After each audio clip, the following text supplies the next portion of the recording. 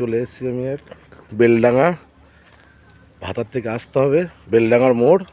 এখানে কাঠমিস্ত্রি কাজ করছে চন্দনদা, এবং উনি বাড়িতে গিয়ে সমস্ত ফার্নিচারের কাজ, দরজা জানলা এবং দরজা তৈরি করছে একটা ওই দোকানেতে, এবং বাড়িতে গিয়েও সমস্ত কিছু কাজকর্ম করে দেয়।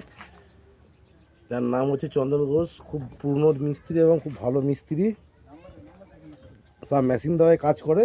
দেখুন সমস্ত কিছু মেশিন, ইলেকট্রিক মেশিন দিয়ে কাজ হচ্ছে। এই দেখুন দেখাচ্ছি, এই দেখুন মিস্ত্রি আছে পেছনে, যেটা চন্দনদা, আর কাঠ হাতি দাঁড়িয়ে আছে তারকদা।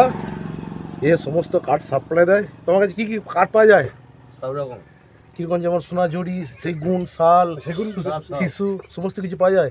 তোমার কাছে কেউ যদি কাঠ কিনতে আসে তুমি কাঠ দেবে তাকে? হ্যাঁ, খাট বিছানায় যেসব মানে যেগুলো হয় ফার্নিচারের মাল, দরজা জানলা সব কিছু পাওয়া যায় তো? সব পাওয়া যাবে। তা তোমার ঠিকানাটা কোথায়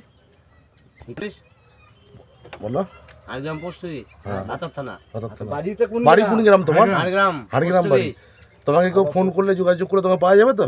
হ্যাঁ, তোমাকে কেউ যদি আসে বাড়িতে পাওয়া যায় তো তোমাকে? হ্যাঁ। তোমার ফোন নাম্বারটা একটু বলো। এই তো নাম্বার এখানে লেখা আছে, তোমার নাম। ঠিক আছে। এটা সেই কাঠ মিস্ত্রি চন্দনদা। বলছি আপনি বাড়িতে গিয়ে কাজ করে দেন তো? বাড়ি থেকে কাজ করেন? আচ্ছা, দরজা জানলা সব কন্ট্যাক্টে করেন না এমনি রোজ মজুরিতে করেন? আপনি কন্ট্যাক্টে করেন? আপনি সমস্ত জিনিসপত্র নিয়ে গিয়ে করেন তো? হ্যাঁ, আমার সব যন্ত্রপাতি সব আমার নিয়ে এরকম ঘরে বসে কাজ করে দিয়ে আসি, তো কোনো অসুবিধা নাই। ঠিক আছে, খাওয়া দাওয়া পার্টি বাড়িতেই হয়। ঠিক আছে।